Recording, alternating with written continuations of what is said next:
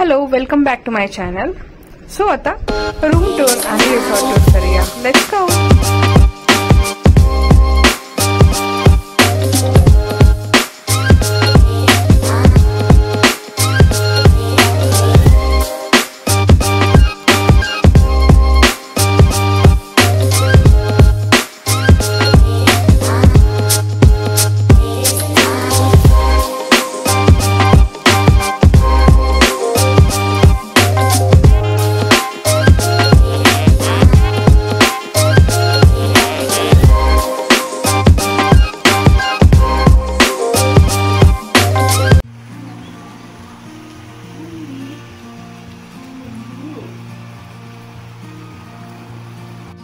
हा व्ह्यू खरंच खूप सुंदर होता.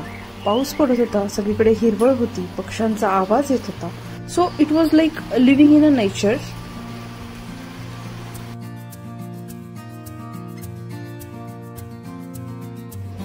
डॅडा आणि रिधानचा प्ले टाइम चालू होता. तोपर्यंत मी फ्रेश झाले आणि रिधानसाठी डिनर प्रिपेअर केला.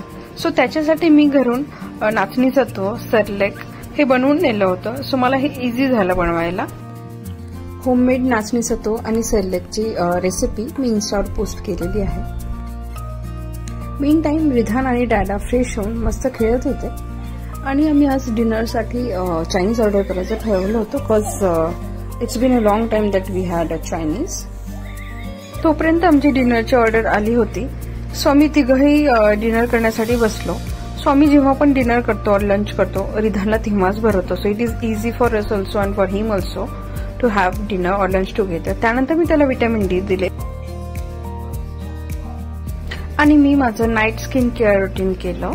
कारण कुठेही जा, मी माझं स्किन केअर रुटीन हे फॉलो करतेच. रिधनचा डिनर झाल्यामुळे तो आता मस्त फ्रेश होता आणि तो एकदम प्ले टाइम करत होता. सो हे एक टॉय मी घेऊन गेले होते कारण ते त्याला खूप आवडतं. त्यानंतर डॅडा त्याला बुक रिडिंग करून घेत होता आणि तो खूप मस्ती करत होता. त्यानंतर त्याला स्वतःलाच ते बुक रीड करायचं होतं. So he was playing with the book. मग नंतर थोडासा टीव्ही पाहिला आणि मी रिधानला झोपवायला सुरुवात केली.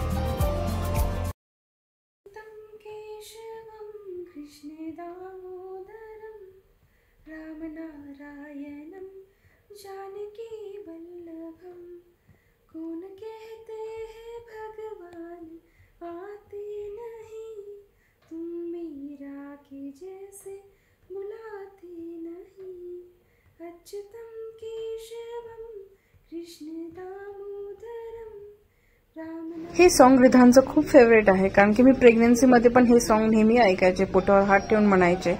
सो त्यामुळे त्याला हे सॉन्ग रिलेटेबल वाटतं. And that's it for the day. भेटूया नेक्स्ट व्लॉगमध्ये, महाबळेश्वर डे 2. हा व्लॉग मी लवकरच टाकेन.